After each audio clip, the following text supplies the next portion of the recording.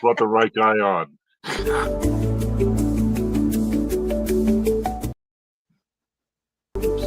Don't play.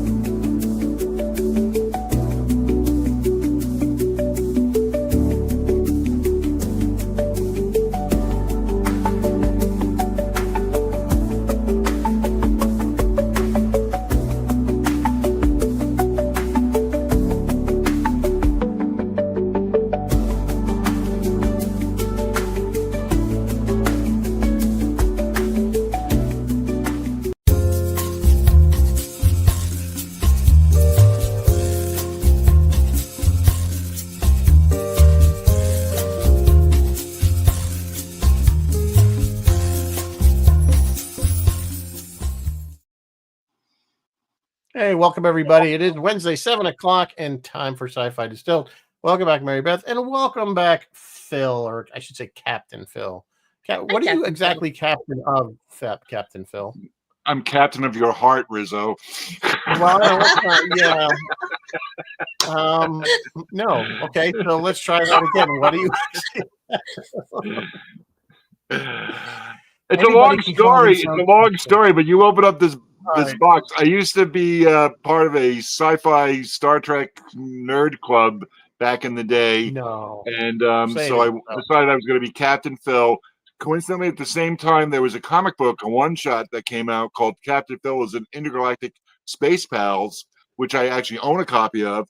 And right around the time I went online for the very first time, around 1993, I chose as Captain Phil for whatever email ISP I was using. Captain Phil was always the first thing, or Cap Phil, CAPT Phil. So yeah, so that was, I've always been Captain Phil. So in the words of Kosh, I have always been Captain Phil. There you go. Are you sorry? Your ego was humble enough to not be Admiral Phil, I guess, or that's. Oh no! I've watched Star Trek movies, and then nothing fun happens when you're the Admiral. Okay, you got to be the captain. Everyone wants to be the captain. That's true. I don't think you don't see when you go around these cons and Star Trek conventions, you don't see a lot of ensigns and lieutenants. You always see you see captains, admirals. Yeah, everybody's a captain. So all right, fair enough. Everyone's the captain. So, actually, one more thing. When I signed my family on for email addresses for the first time, everybody, Julia, Annette, well, Philip doesn't get an email address. Everybody was a captain. So I thought you were going to email my family members. They were all captains. Captain Annette, Captain Julia, we were all captains. Yeah. Well, that's very nice. I figured you'd make them like first mate, XO, ensign, yeoman. No. It doesn't work that way. So we are doing. This is kind of sci-fi. It's definitely dystopian, so I'll call it as oddly. Sometimes listeners sci-fi. I'm not sure why, but yeah, it's dystopian, no question about it. And this is one of your favorite films, Phil. So, and I know other people have asked about doing this one. So, and I had actually never seen it. I was aware of it. It was just one of those, not that I had anything opinion of it one way or the other. So we are doing V for Vendetta, which was 2005. You can believe that already. That was, wow, 20 years ago. 20 years ago. He's 20 years old already. The film goes in and out of relevance. So it was relevant. It kind of left relevance. It has returned to relevance. This is true. And I'm going to kind of say, to our viewers that, normally we don't get political, but it's really going to be hard to stay away from the parallel. Tonight. I'm going to apologize in advance. So if I offend you, if my opinion offends you or something, it's all on me. It's not Sci-Fi Distilled's fault. It's my fault. Yeah. Yell at me, not these lovely. Well, our opinions are our opinion. So, everybody has their own opinion. So, and we don't have an ABC or a Disney to. No, we don't. So, we have no suits to come and yank us off the air. Of course, nobody's watching us anyway, so it doesn't really matter. And nobody's watching. Because we're all captains. Jeff and Bill are here. Yeah, Bill and Jeff are here. Thank you for joining us. All right, but before we get to that, I think we have some news. The rest of the audience will be taken away by the fingermen. The fingermen are coming to get us. All right, I got a little bit of news that we can discuss before we jump in with 2 feet. In Star Trek news, And this comment came at Star Trek Las Vegas, Rizzo. So I don't know if you're actually in on this panel or no, but Brandon Braga, you guys know who he is. He has writing credits on over 100 Star Trek episodes and 2 feature films, and became showrunner for Star Trek Voyager. He was on the Star Trek Voyager panel at Star Trek Las Vegas, and he was just talking about. He gave us a little Orville update too, which I will give you. But he was just talking about nowadays how the seasons are so short, and he is of the opinion that Star Trek should go back to, at least a 20 episode season. And I gotta say, I think I completely agree with him. The point he made is like, he goes to the audience. He goes, look at all of you. You're here because you know Voyager. You got to know Voyager. You got to know it really well because you had 22 episodes a season. Yeah. So you knew the characters, you knew the ship, you knew everything. Now, what can you really do with 8 episodes? Well, that's the thing. I mean, it's not just that either. And we kind of talked about this before, but aside from the fact that you're relying on these 8-10 episodes to be very good, when you have 20 to 25 episodes, you can have those fun, silly episodes thrown in there, or just not really a great one, and you don't really mind. The other problem I see with TV, it's not just the shortness of the seasons, it's the length between seasons that has become a problem. We started seeing it, like you said, way back with The Sopranos when we had to wait a year and a half or more, and it just got worse every show. What was the Game of Thrones was almost like 3 years or something between. We're still waiting for Stranger Things. That's been like 3 years since the last season. And what's happening is we're losing interest, and we're not as vested in these shows as we once were. When you had a show that had 25 episodes and it only dropped once a week, you're getting through several months of programming where you're talking about these shows at the water cooler, and then the show ends and it might end on a cliffhanger or kind of an exciting ending, and we want to find out what happens in the next season. And the next season was only like really 3 or 4 months away because the next season would start in the fall or whatever. And so the momentum would keep going. Yeah. We don't have that anymore. It's like we get 8-10 episodes of something, and then we got to wait a year and a half or more to get more of the content. And by that time, it's out of your brain. You're like, most of the time, if it's a show that's continuing, I go, what the hell happened? I don't even remember what happened in the last season. I got to go back and watch a primer or something. Anyway. And then the studio makes the brilliant announcement that the show that you're anticipating and waiting for is going to get canceled after season 5. Right? Which I don't think really helps the enthusiasm that you're invested in this thing. And then they turn around and say, well, you're going to top it out at what is Strange New Worlds topping out at? 45 episodes? 50 episodes? What is it? Yeah, something like that. I think I don't know what Paramount's thinking is on that to begin with. Maybe the numbers just aren't as great as they liked. I don't know. But one counter argument to the shorter amount of seasons is I don't like shows that go on so long that they're beating it like there's just nothing left. And you know what? It should have ended. I think the best modern example of that was Walking Dead. They literally, that show was The Walking Dead at the end. It went on way too long. They were milking it. And then all the spin-off shows that were basically the same thing. I'd rather see, like Mandalorian, we had like 2 to 3 good seasons. Even if Mandalorian, they said, look, we're just going to do these 2 seasons. Those first 2 seasons were great. Okay, good. We're done. Yeah. Call it. Yep. Even Andor, did after. I would love more Andor, but I'm okay with it because they wrapped it up. It had a fit. Wrapped it beautifully. Good. Won an Emmy for it. We had 20 great episodes. There really wasn't a bad episode in the bunch. There were some that were certainly better than others, but they were all compelling. And anyway, so we could have a whole show on that and get our panel together. Yeah, we could. But I think everybody agrees, right. So it wouldn't be much of a panel. Let's move on. Super fast. Brandon also said Orville update. He said Seth MacFarlane, and I have been noodling. The word he used was noodling about season 4 for the Orville, but nothing's official. It's in our imaginations, but nothing is official. And more Star Trek news. Zachary Quinto has also started to say, "Hey, man, I'm ready to put the ears back on." He's talking about how keen he is to return to the role of Spock. He has talked about it. He's mentioned that he's talked to J.J. Abrams about it, and he's talked about it on the Today Show, Al Roker, and on the Tonight Show with Jimmy Fallon. So he's ready to go. Huh? That sounds like he needs the money. He needs a job. He needs the money. He needs a job. In the chat, I dropped 2 links. One is the United States Postal Service is celebrating its 250th anniversary, and they will re-release a stamp from its like most popular, and you can vote for them. And among them are Star Trek stamp, but there's also like Batman, Wonder Woman, DC Comics, Star Wars. Like there's a lot of really good stamps. So go ahead, go vote. Rick Moranis, he's out of retirement for Spaceballs 2, nearly 30 years since his last on-screen acting gig. I can't believe it. He is expected to reprise his role as Dark Helmet from 1987's Spaceballs. Game of Thrones announced, HBO announced 7 new projects for Game of Thrones, whatever. We're going to blow through that. And the last piece of news for tonight, I dropped the trailer in the chat. The Mandalorian and Grogu trailer has dropped. It is cute.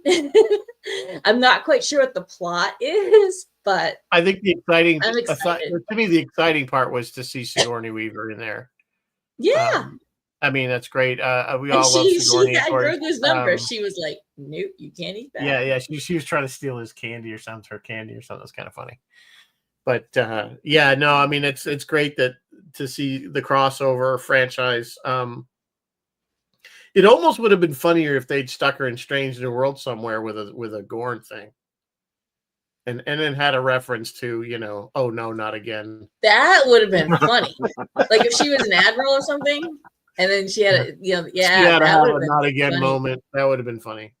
But God, they look familiar, but I can't quite place. Yeah. Why these things? Yeah, I think I've seen this before. What you do is they're talking to her and they ask her, "Have you ever seen anything like this before?" And have her just kind of give a, Oh, that would have been funny. There was potential, but the problem is these shows have no humor like that. They just they really don't. I guess there's absolutely no way to either. There's no way. Well, they could have been, but they canceled Lower Decks. Yeah, Lower Decks would have been a good place for that. Lower Decks would have been the place to do it. Yeah.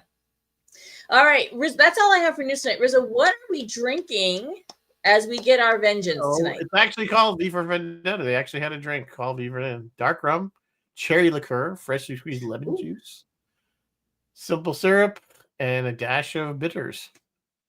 That looks pretty darn good, actually. Rum and cherry liqueur, I think that would be fine. Yeah. Are you saying V for Vendetta, the drink, could turn into D for drunk? Or I for inebriated? Well, you're going to wear that's why you have the mask, so you can get drunk. You put the mask on, and nobody knows who you are. No. Yeah, just stumble home, you'll be fine. All right. Let's get into it. Phil, this was your pick, one of your where you had, I think, requested to do this. Begged. Well, all right. Hey, you know what? I haven't seen, if I'm going to be like our illustrious president, I didn't bribe, you didn't have to bribe me. I know. Well, you just did it. I could sue you for $50 billion or something, and then you cave. This anyway. I have a love relationship with this movie, although at times you have to look at it seriously, because there are parts of me that say this is also a dangerous material, and if you take it too seriously, you can get yourself into serious trouble or just hurt somebody, because there have been instances where people watched this movie too many times and they went to their local government and started spraying veal over the walls, of where they met. So The Mask is popular in protests. Mask, well, yeah. Actually, I heard something really funny about The Mask before we really get into the meat and potatoes here. That The Mask is copyright Warner Brothers. Yes. So now every time everybody wears the mask, they're basically like, you're feeding the commercial. Yeah. They've corporatized the protest. They're even making money off the protesters, and so that's kind of a little disturbing. And it's also the easiest cosplay you can do at a convention. If you really want to be lazy, you can put that mask on and walk around and that. Yeah, but you gotta have the right They get a hair. little wig, You gotta have the bangs, you know, the That's wig, true. and the whole cape and the situation. cape and the black, and then He, swords. he, he I leaned wouldn't into say the it's Guy that Fawkes of easy. it, which is another kind of weird little irony that Guy Fawkes has become a symbol of revolution since he is a completely failed revolutionary. He failed. He failed in his mission, and he was hung. But he has now become the symbol of, Well, and I think Phil brings up a very good point that the simplistic nature of the film, and I don't mean that as a negative, but it is, when you look at the story, it is a very simplistic what It's got politics some would layers. actually be, and how it wouldn't be this guy. He's almost superhuman in the Yeah, things it's that he kind of almost implied he accomplishes, is. Yeah. and not even in the fights. I mean, if you take that, okay, he had armor on and stuff like that, but like how he cleared a train tunnel that apparently had been collapsed on purpose, and was It's able to collect implied. and then fix the train so that the train worked, and and there's a lot of suspension of disbelief in this film, which is fine. And I just think, have the one guy. And actually, I was a little disappointed that his vendetta was really a personal one and not really about freeing the people, but more of his getting back at them. Those who hurt him. I disagree. I think you have to look at it as the dominoes. And yes, he did lift that one domino at the end, but it's all of them. They're all part of that. And when he tips Well, it over, he needed them to accomplish his mission, was to topple the government that hurt him. So, but I mean, was he doing it? My argument was, he really doing it because he felt that the people should be free from this fascist government, or is it that he was really just he had a vendetta, he had a revenge, he wanted revenge on them? The only verdict is vengeance. He says that at the The beginning of the movie. the other niggle I Everything else had. is inconsequential. Let me just say, I did like the movie, so I don't want to make it like I'm trashing it, because I did like it overall. Was they kept showing this scene of him coming out of the burning building like he had been, and that's why we all know that we didn't see him, because he had been horribly burned, and there's no way he would have survived that. Nobody. No, it's implied. When you hear her talk, that female doctor talk, and she was talking about, no, he was different. His cells reacted differently. It is kind of implied that somehow he because was most fortified. I mean, if you have third-degree burns over a certain percentage of your body, there's just no way you're surviving that. It also kind of kills me that she was the worst to him. Like, she was the one actually doing the experiments on him, and he was kind to her at the end. He treated her. There's a difference there. There's a big difference there. First of all, she's the only female besides Evie. And she said, she apologized. She asked for forgiveness. She's the only one. Okay. Bill O'Reilly, I mean, at the beginning of the movie, the TV guy, he's in there in the shower crowing about, how wonderful he is. Creepy Creedy, he believes he's as the same level as V. We're like each other, you and I. You're not going to cry when I put you down. And it's like, he's absolutely wrong. He is nothing like V. He wants to be like V. He takes his masculinity and his power, put him in that level, but he's just a big bully. He's just an effing bastard, who's a sadist. But she realizes what she did wrong, so he goes easy on her. But the only verdict is still vengeance. Before we dive a little deeper into this, I just want to mention that, so this was based on the graphic novel, B for Vendetta, by Alan Moore, and I can't think of the illustrator's name, I'm sorry. David Lloyd. Thank you, David Lloyd. Alan did not like this movie and completely dissociated himself from it. Alan never likes any movie. He never likes any, he did a bunch of them. Dark City, he did a bunch of them, and he doesn't like. And the thing of it is he's, in one interview, I heard him say, my graphic novel was about anarchy and fascism. Yes. And they don't even use those words in this movie. He said they defanged my story. My story was much more cutthroat. And to which I say, Alan, fear not. We all got the message. We got the message loud and clear. They didn't have to use those words. We got it. Yeah. And I think particularly now in the such current events, when we watch this movie and we're applying it to things we're actually seeing, we got the message loud and clear. Alan Well, Fear. it wasn't. It's and there's kind of not, and there's frightening. not, in reality, there's not any true anarchy going on yet, and there may not be. There may not be. Yeah, but yes, the graphic novel dives into that a little bit more. The movie did not at all, but it hit the fascism pretty hard, I thought.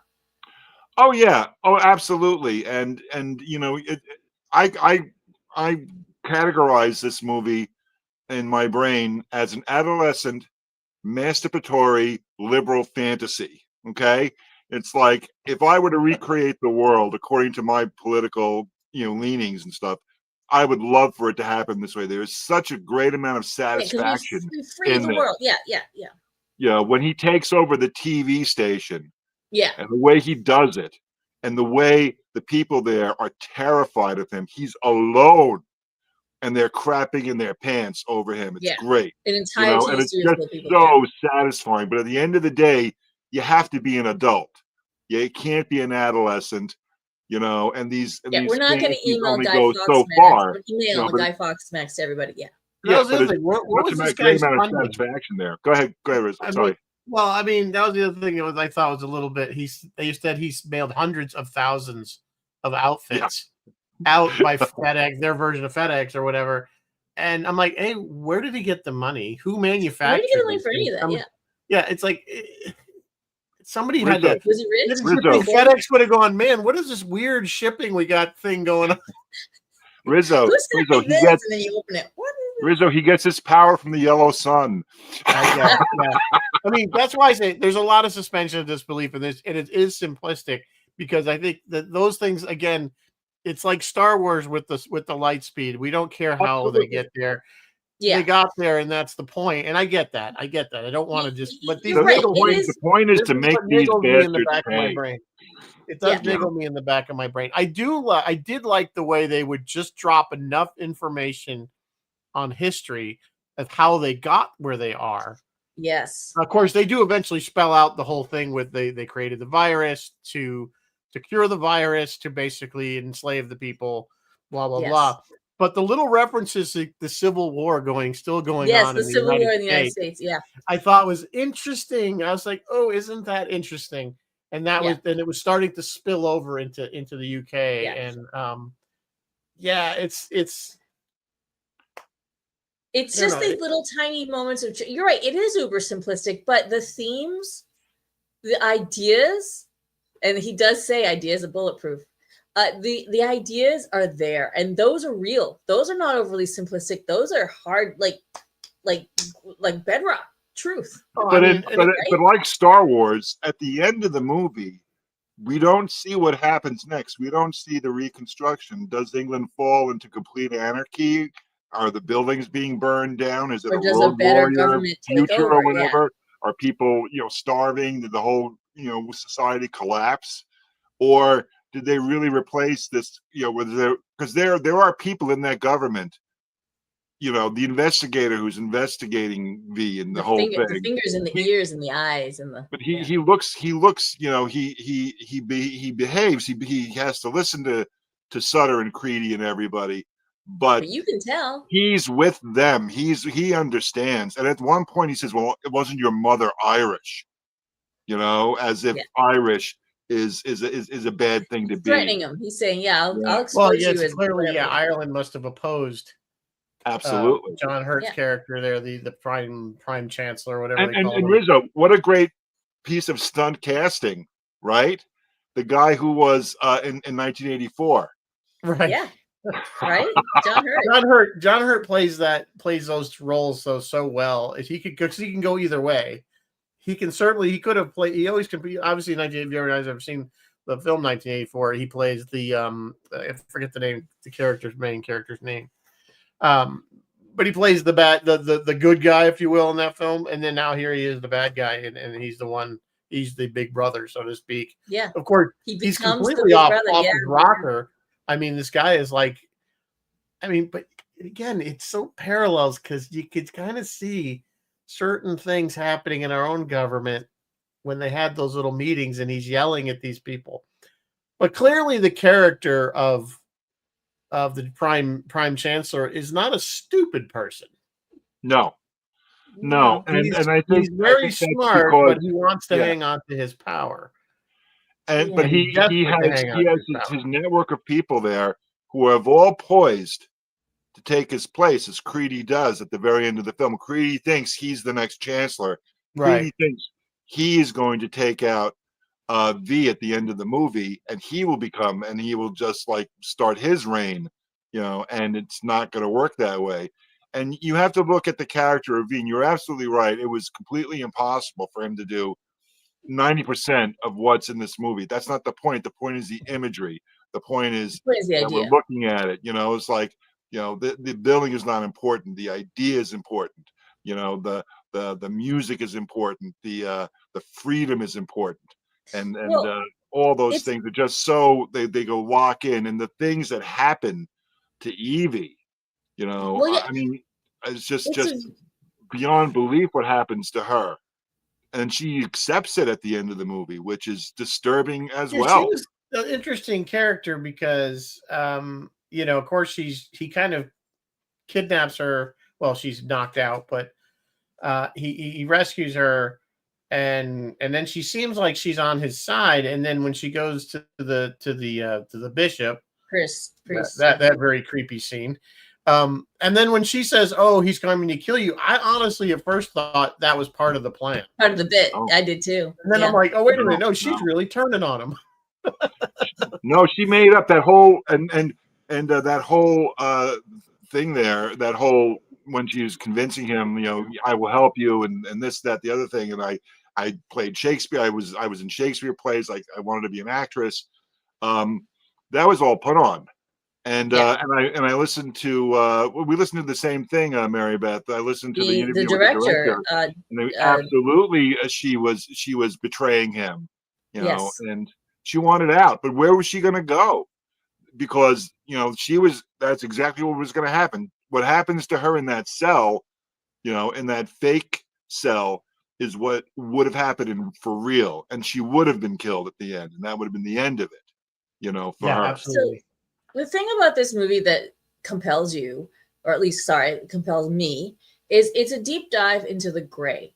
It's morally ambiguous, not ambiguous, but like it's not black and white. It's not good and evil. It is hard gray. This man is a terrorist, but one man's terrorist is another man's revolutionary. He actually says sometimes violence is used for a good thing. He does horrible things to Evie, but it works. Well, I mean, and that's always you're right, and but how we classify these people as patriot or terrorist depends on who wins. On who wins. The American Revolution, the patriots that were doing hit and run attacks on the British were probably considered terrorists at the time, and now we consider them patriots. But that to me is kind of the crux of the whole film. Is like how far are you pushed? Like it's the line. People shouldn't be afraid of the government. Government should be afraid of the people. How far do the people are pushed until they push back? How far do you have to be oppressed until you really start fighting back violently? Where's the line? We start with canceling our Disney and Hulu subscription. We all start by canceling Disney. That's where it begins, folks. Yeah. So that's the whole movie for me. It's a deep dive into the gray. I love it. I love ambiguous. I love a good depressing film. Yeah.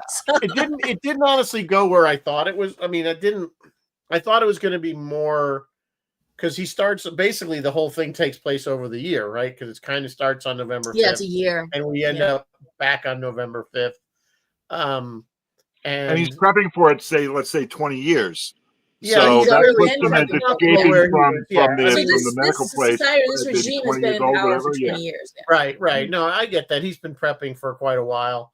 Yeah, Chris, do the ends justify the means. Yeah. But I mean, Mary Beth, how long did the big dig take to complete? But he's able to, single-handedly build a train tunnel. That is a great question. The train thing that they just blocked the tunnel, like they didn't collapse the tunnel. Because there's no way without heavy machinery and everything, somebody would have noticed that somebody was trying to dig. 16 years, Phil. The big dig never made any sense.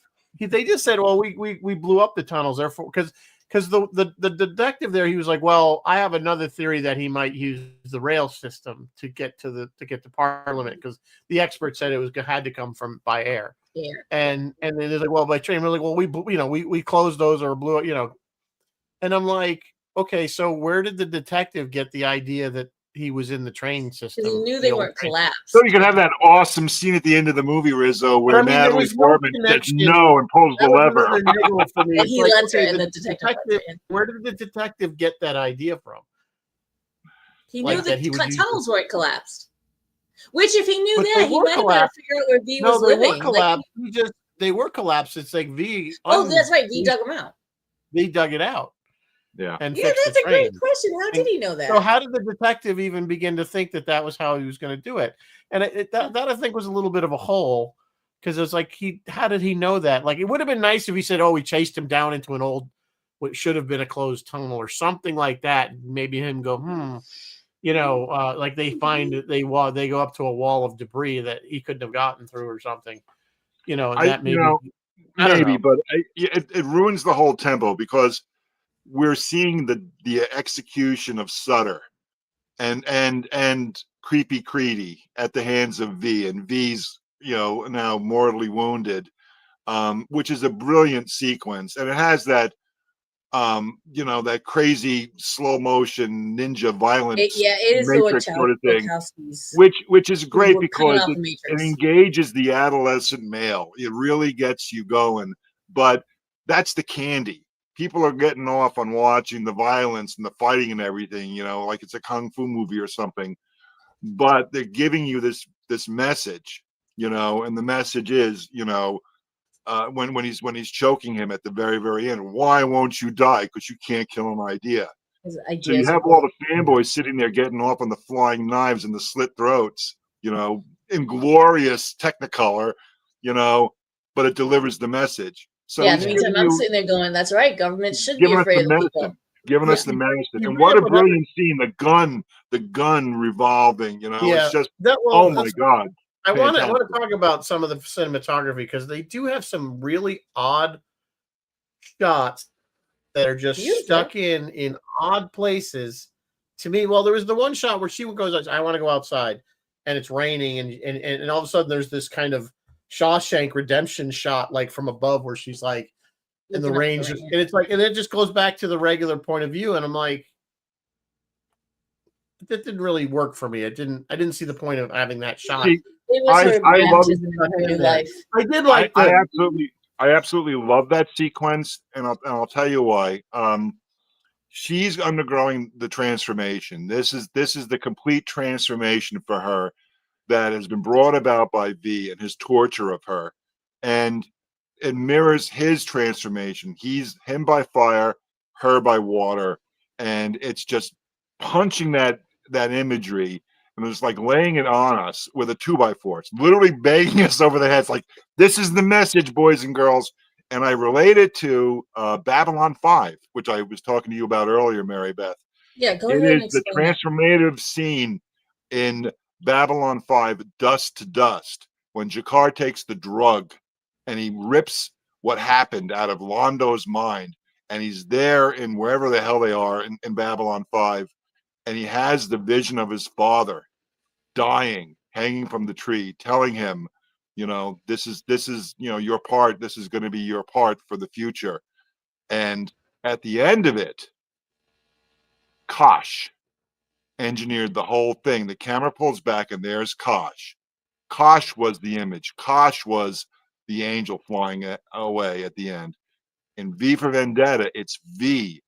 He made it. So the question is, it's a spiritual experience. It's a grand rearranging of someone's complete emotional, personal makeup. Is it real? Because hers and Jakar's were both engineered by an outside force. It is real. The question is, and I don't even know the answer to this question, to change that point of view, to change that direction of your life, does it belittle it? Does it make it less real if it comes from an outside source that's manipulating you? Because she was obviously manipulated by V. Jakar obviously manipulated by Kosh, who went on to become a great, even greater character than he already was in the show. You know, completely fantastic character arc. You know, they're just brilliant. But was he a puppet on the string? Is she a puppet on No, the it string? works.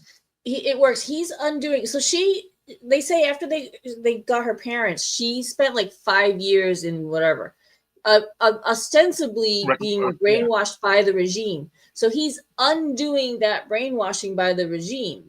It works. It does work. It is real. Well, she was also re-traumatized because the original, when she was, when her mother was taken, she was under the bed. They, that whole scene replayed out again. When she was under the bed, they bag her mother, and they take her away. And of course, then they find her under the bed. But then we have the scene where she's with the late night comedian. Stephen Fry, and Jimmy Kimmel. That was Jimmy Kimmel. Yeah, so she's with Jimmy Kimmel. But the exact same thing happened to him. They came and she was hiding under the bed. It was her as a child all over again. Yeah. So she was having this freak out kind of a moment where here we go again.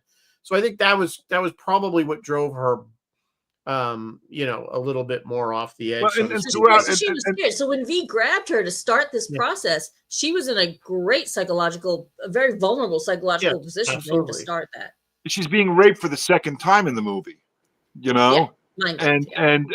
and plus she lost her brother, she lost her parents. She's in this thing, and she's she's not lying when she says, I've been scared all my life.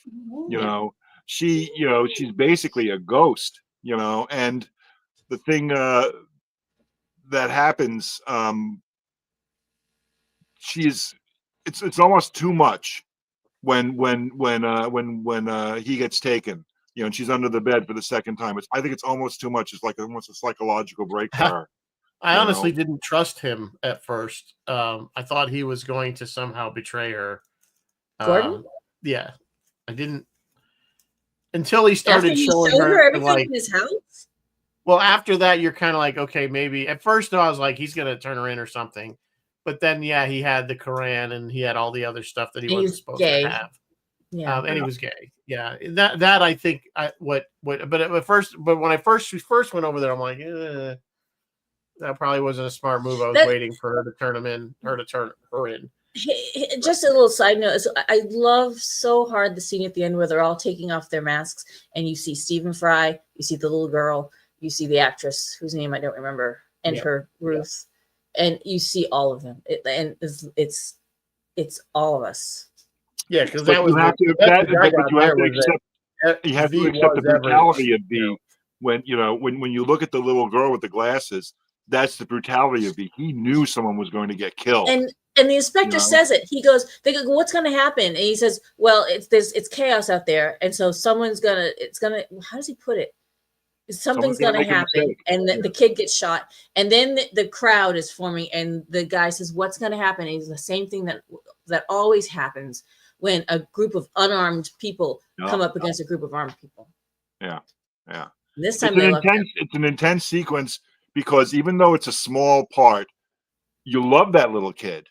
She's awesome, and when she gets shot in the back by a coward, running away, and she's in pink. She is wearing the mask. She's obviously a child. Clearly a child with glasses over the mask and pink. Yeah. She's wearing pink. And he still shot her. Yeah. And that's and that is how parallel are we seeing things like that with ICE and all these other masked people doing horrible things to people. That's again, it's the parallels. It's precious. Although this movie was simplistic, the parallels to what's been happening in this country is. And the parallels, like I said, I think people. I don't. The funny thing is, I knew people that are on the right side that were kind of championing this film during like the Biden administration or the Obama administration. And I kind of laugh now, especially after seeing the film. Like, yeah, that was not a fascist regime. Well, I have to tell you, it's funny you say that, Rizzo, because I fell in love with this film during the Bush era when we went to war with Iraq. And that's really where it hit me. But I also watched it during the Obama administration, and I was very. I'm going to get political here, folks, so we should plug your ears. I was very disturbed that Obama wouldn't go after the telecom companies for telecom immunity when they were tapping everybody's phones after 9/11, and that was something Obama, the liberal Obama, did. And I mean, he doesn't get a blank check from me, just None of because them do. he has a And D after his name. But no, but it maybe was Like, it's none a of fit them for do. any administration. This whole thing, it really does. There's, we're at a point of lesser of evils, much Absolutely. lesser of evils. Absolutely. You have That's to choose where, the in my lesser. opinion, we're at as a country. Yes, no side is perfect, Because we will never And- have altruistic people in office. but I just don't yeah, think we ever that's will. part of the problem. I mean, and I yeah, guess. no, it's never been about, oh, this is the guy or this is the girl that's going to fix everything, and we're going to have this utopian life under Yeah. this person leadership. It's just not nearly as bad.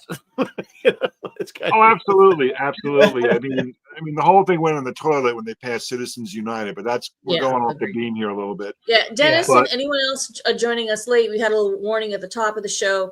There will be conversations of a political nature during the course of the show, right. given that we're doing. And if the you get mad Vendettas. about it, it's my fault. Blame me. This guy right here. it's fine. We all are entitled to our opinions. Whatever it is, everybody, that is the point of free speech, is that everybody's you have your say, and everybody, You're all entitled to my opinion. you're, Absolutely. as long as you agree with Phil, you have to agree with Phil. As long as you agree with Phil, the it's point gonna be here. okay. As long as you agree with Phil, everything's okay. No, but seriously though, there is some parallels, and it's kind of frightening. Again, what I meant with simplistic is the basic story is how they like you said, Phil. It's like, okay, they had this thing, and all within a year now the whole country. Okay, right. What happens next? So you have these hundreds of thousands of people flooded into London. They watched. But at least They it's the watched freedom the of parliament choice. explode. Now what? Now they have the These- freedom to choose what they want to happen Do next. So they? they're gonna The have military to. obviously They're gonna have didn't- to still do it as a group, which I know kind of sucks. Yeah, but but I guess the key is, I guess there surely we assume there would be changes, but the military was still in. The only reason the military didn't open fire is because there was nobody there giving them orders to do so. Yeah, I don't believe. Maybe that would happen in this movie, but I think in reality, I think they would have order and order. They would have pulled the trigger. Oh, I agree. I absolutely agree.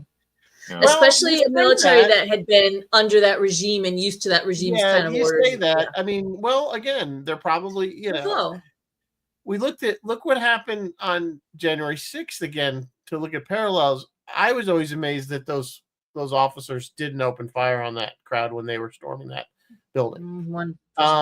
It amazed me. I'm glad that they didn't, because it would have been a bloodbath and it would have been way worse than what it had been. I mean, but think about it. If you're a police officer and you have these people literally about to overrun you and you have a firearm, I mean, it took a lot of control, I think, for them not to do that.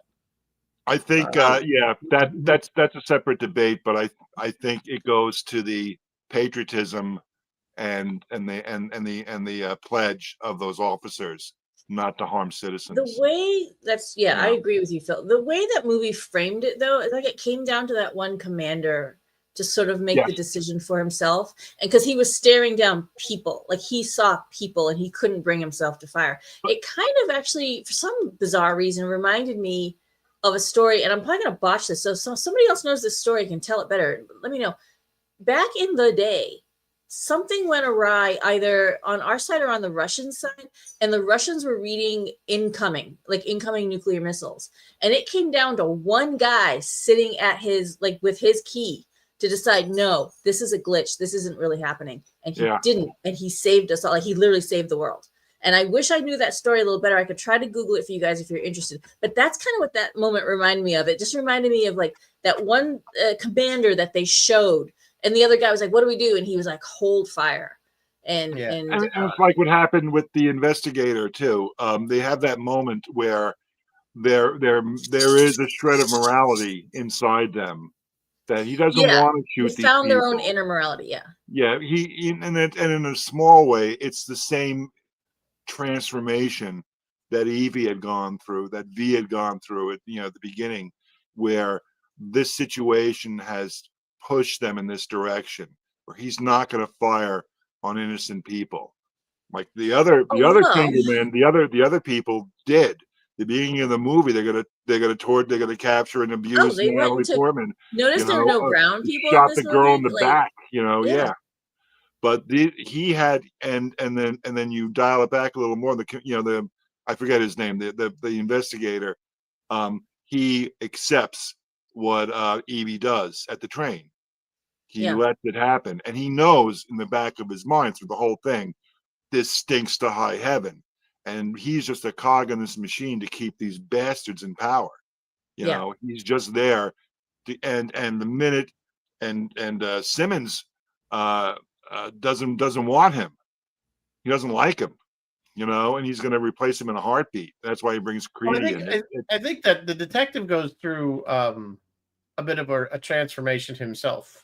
Yeah, I think as over he kind the of course starts of connecting that year, dots. I think as he's investigating the whole thing, I think he's starting to see that even though he says something, I've been a party member for whatever 20 something years or whatever it is, and I think he's starting to realize that by the end, when he finally confronts Evie, that he's made a mistake, and that this is about it's very corrupt. Or he's just trying to survive. He's a truly unhappy, lonely man. He's alone. The scenes with him in his apartment, he's by himself. Yes, he has nothing. The way they talked about his mother, he's basically Evie. He's another victim of this regime, where he's lost everything, and at the bottom of it, he is afraid, but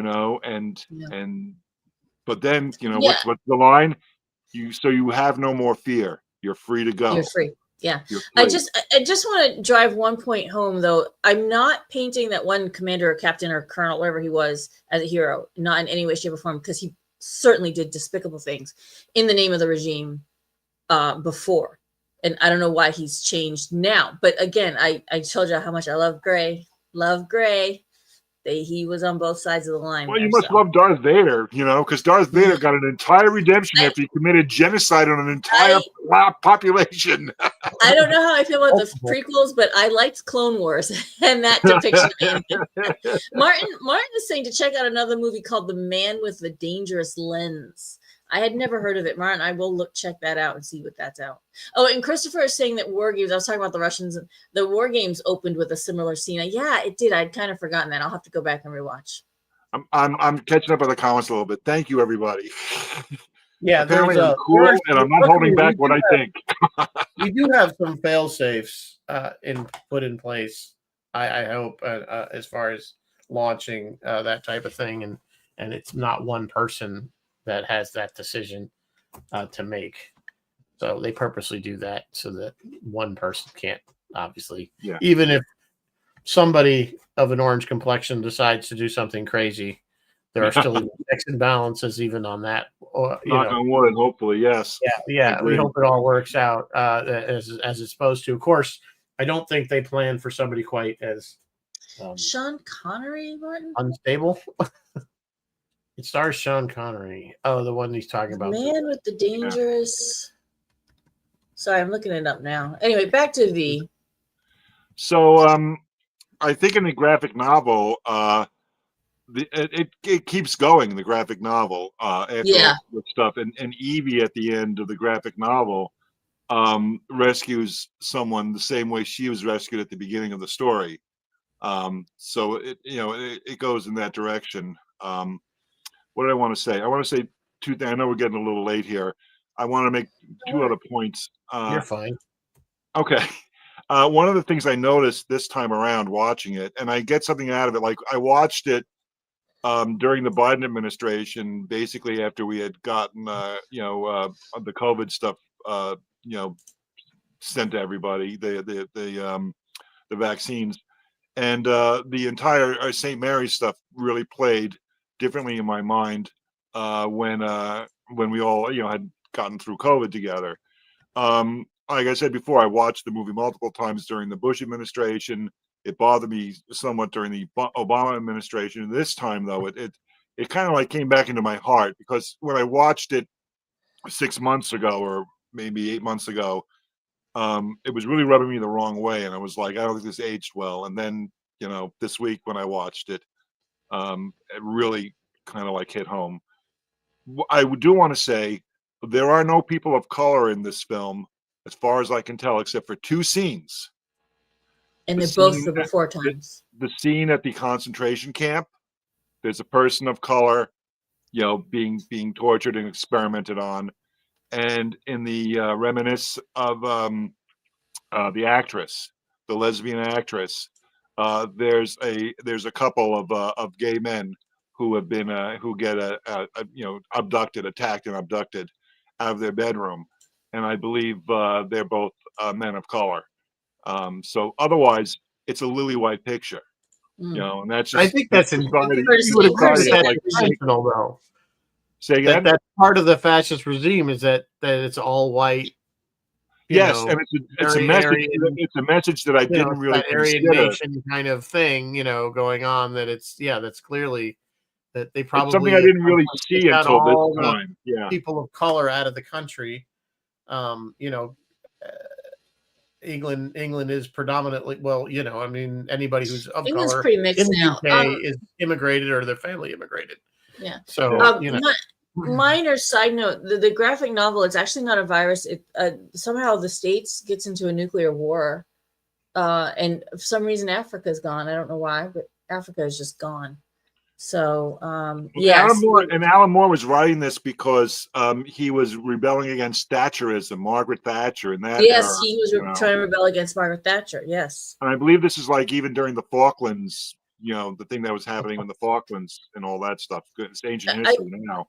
I love that this movie, this Andor and this movie have so much how is V really any different from the people that he's fighting? In some ways, he is condemned to use the tools of his enemies. He is fighting for a sunrise he'll never see. Both shows, there are a lot of parallels. That would be fun to kind of dig into. I think the difference is with Andor, of course, is he's not out for revenge. He really wants revenge. He wants to get rid of. He truly wants to get rid of the Empire. Whereas V clearly, yes, he's doing it for the people, but I still feel he's doing a lot of it for himself. V has no choice. They created a monster. They set him down this path. And that was it. Once he had that transformative moment in the fire, that was it. This is where it was going to end. And it only could end with him dead in the train. That's the way it was going to go. And he was either going to be him driving the train alive and get blown up, or he was going to, the way it ended with Evie putting him in the train. But that's the only way it could ever go. And he knew that throughout. The thing he couldn't deal with was the fact that he rescues Evie, and for a certain extent, he pretty much falls in love with her. But he can't. It's unrequited love. Right. They fall in love with each other. They can't go anywhere. I think part of too why he tortured her again was to test her in some ways and to. But I think he was also passing the torch or the mantle to her. Yeah, it's more of a mentee mentor in his because he, again, like you said, he knew he wasn't going to survive it one way or the other. At the end, she's his equal, not a love interest. Oh yeah, just absolutely. Another fighter in the war. Absolutely. It's thrilling to watch. It's tragic. It's romantic in terms of it's like an adventure, like they used to call science fiction scientific romances, meaning it's a scientific adventure. And this is like this sort of thing. It's this sort of, it's like the Errol Flynn movie that drops into the middle of the picture. Oh yeah, they're watching the Errol Flynn movie. Are they watching the Count of Monte Cristo? What are they watching? The Count of Monte Cristo. Yeah. She calls him Edmund Dantes or Drantes, whoever the character's name is from Count of Monte Cristo at the end. Yeah. He was my father, my mother, my brother. He's you. He is me. Yeah. He is Gordon. He is Sutter. One thing we didn't really talk about was Hugo Weaving as V, and was he not awesome?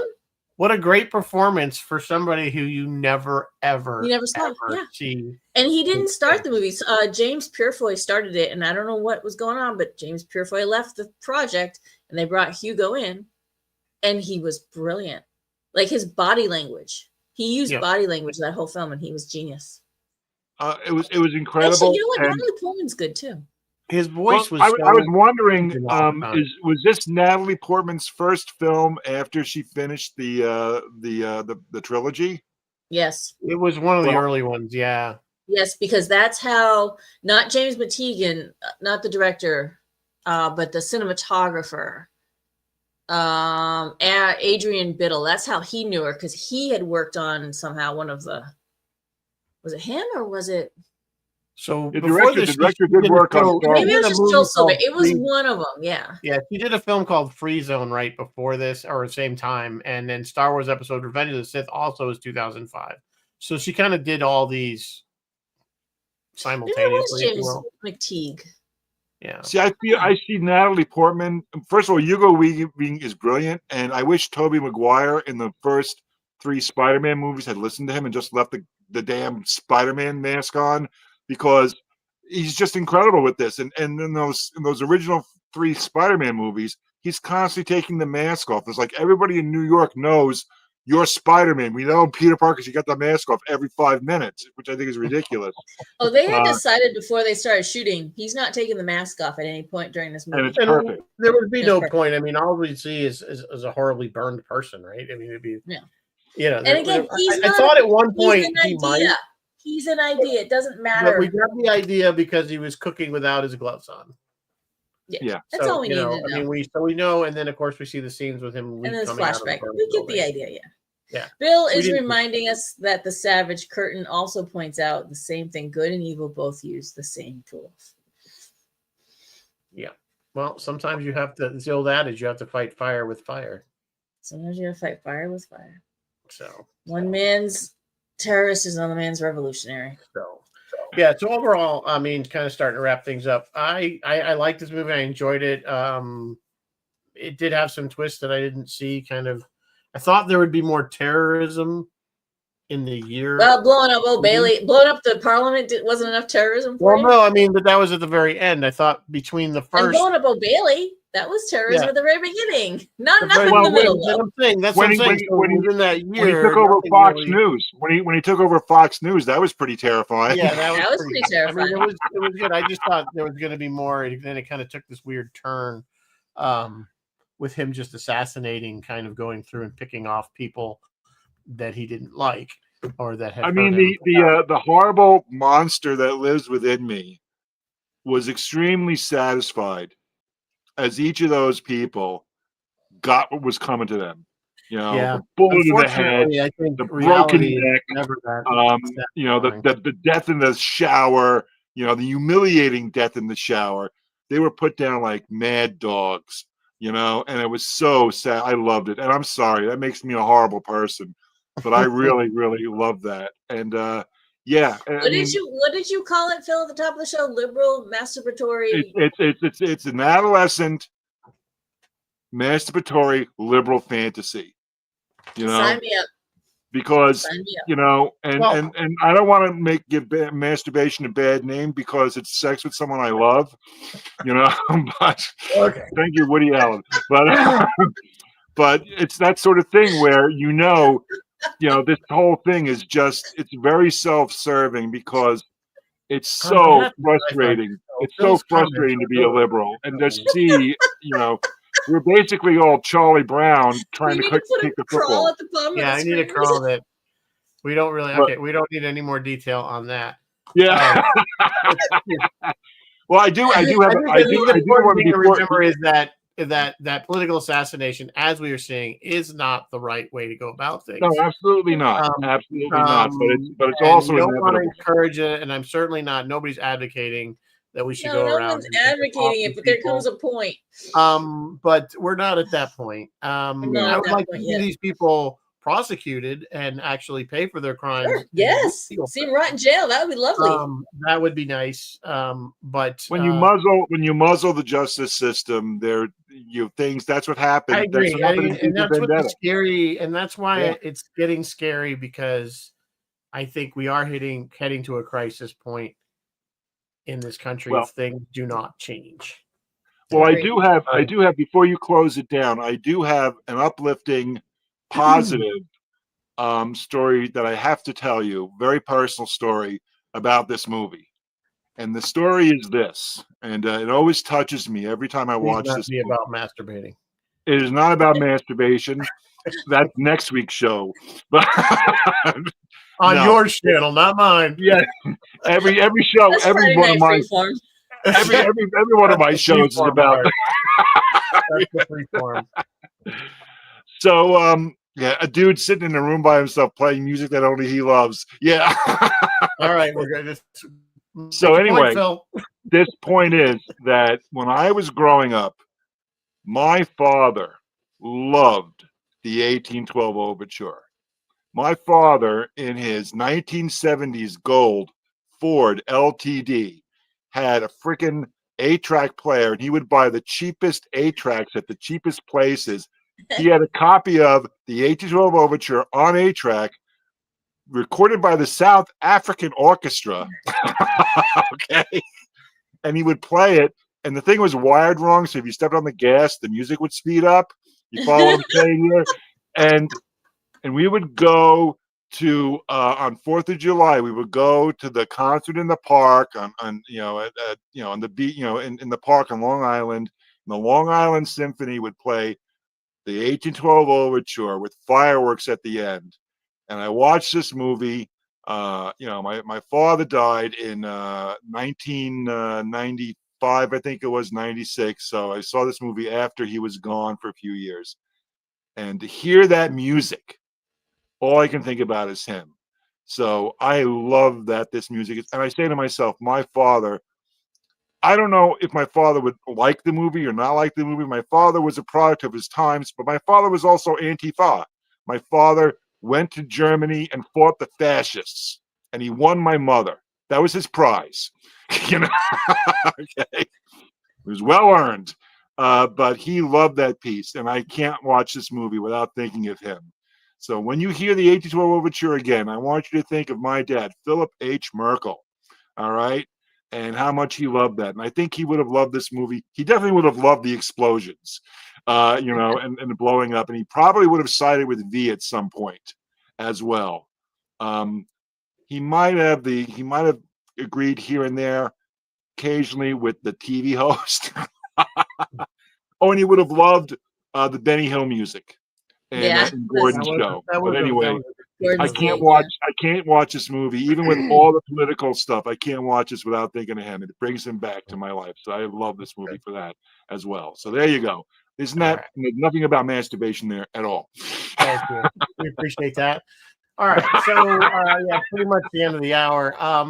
So next week, so here's what I don't know. Strange New Worlds is wrapped. Do you guys want us to do a show on this past whole season of Strange New Worlds? The whole show? Do you just want an opening segment? Critiquing it, or do you want us to just skip that entirely and just do Ghostbusters 2 and start with? Because next week starts Halloween month. That's right. So you guys, Ghostbusters. I vote Ghostbusters 2. At this point, I'm ready to let. That's totally fine. I know we'd kind of promised we were going to do a Strange New World kind of wrap up. We did say it, and then. But I'm happy to do. We can do it instead of news. Like no news next week. We'll just take 15-20 minutes and just do the season of Strange New Worlds. All right, we can do that. So we'll do Ghostbusters 2. What does our friend Roy is doing? They Live finally, I guess, because he was going to do it before he went to Los Angeles, and then I guess it didn't happen. So Friday, September 26th at 7 p.m. They will be Roy's Tie-Dye Sci-Fi. Roy and Ross will both be back to discuss the 1988 sci-fi cult classic horror film They Live. Put on the sunglasses. Right. Put on the sunglasses. Yeah. Phil, what do you got going on Captain Phil's Planet and the Freeform? It's a very busy week this week. I'm going on 30 minutes early at 3:30 tomorrow to interview Matt Heimowitz, who is a cellist, and we're going to talk about this particular piece he has coming out, and I will try to pronounce it's the Schnitke. I can't pronounce it. Cello Concerto No. 1. He's going to show me how to pronounce that. So that's going to be from 3:30 to 4 o'clock. Then at 4 o'clock, I'm going to go back into the progressive rock world and have Stephen Hogarth of the band Marillion. This is the big league, guys. This is a big deal. Talk to me about his upcoming time at Progstock, which is coming up in October, while you guys are talking about Ghostbusters. And then on Friday Night Freeform, I will probably play the 1812 Overture. Okay, play it in honor of V for Vendetta. We'll come on the Friday Night Freeform and have this conversation all over again. That'll be fun. Anyway, all right. So on that note, we will wrap it up. Thank you, Phil, for joining us as always. Thank you for indulging me. This is one of my favorites. I've been lobbying for this for a long time, and I'm glad you brought me in on this. I loved it, and yes, definitely. The only verdict for this film is vengeance. Vengeance.